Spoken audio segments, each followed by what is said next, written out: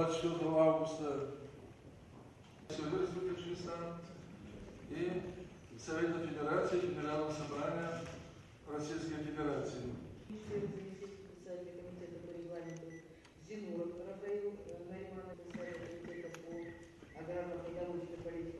Также у нас присутствуют члены российской части комиссии по сотрудничеству Совета Федерации. Того, кто представлен с таджикской стороны, сопредседатель таджикской части комиссии. Это благодаря Валентине Ивановне. А то у нас председатель комитета.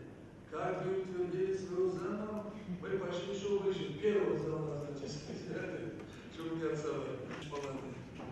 А у нас за руки Александр Самарович, член комитета Малисимени, это наш коллега, 20 руководителей и культуры, и образования. Мы это всегда были приветствия, сказать добро пожаловать. Вы принесли нам Навруз.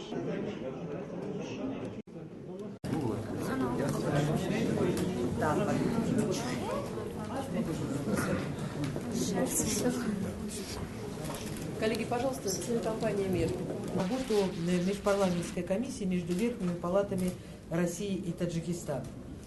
Сегодня прошло ее первое заседание в обновленном составе.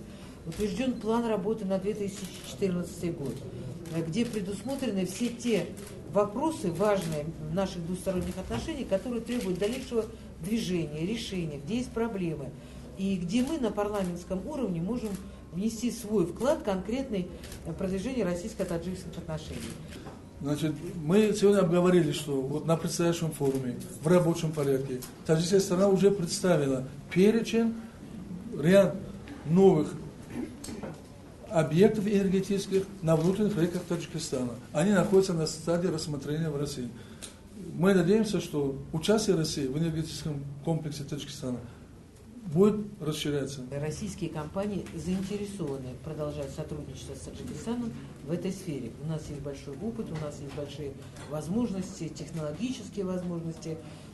Есть некоторые проблемы между хозяйствующими субъектами, которые нужно решать конкретно в правом поле и вовремя расплачиваться. Это, к сожалению, такие рабочие вопросы, они имеют место. И мы обсуждали также, что и в России, и в Таджикистане надо совершенствовать инвестиционный климат, чтобы он был привлекательный для частных инвестиций, для частных компаний. Вы знаете, что в Таджикистане принято по инициативе президента, указ президента, правительственная программа углубленного изучения русского языка.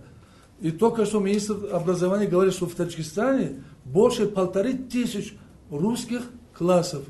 Мы нуждаемся, конечно, и в русской литературе, и в носителе этого языка. Таджикистан попросил Россию направить более 400 учителей русского языка в школы Таджикистана. Конечно, надо обсуждать условия, потому что понятно, что нужно понимать, где эти люди будут жить, какую они будут зарплату получать. Но это очень хороший шаг со стороны Таджикистана. И условия для изучения русского языка реально в Таджикистане созданы. Мы должны помогать и поддерживать, не только призывать, давайте изучать русский язык, но мы тоже должны более активно помогать. Значит, мы посмотрим, как помочь с точки зрения, и есть ли такая возможность, направления учителей русского языка. Приглашать в Россию учителей на повышение квалификации. Надо при Таджикско-Российском славянском университете специальные курсы по переподготовке, подготовке, повышению квалификации учителей русского языка. То есть надо оказывать помощь и содействие.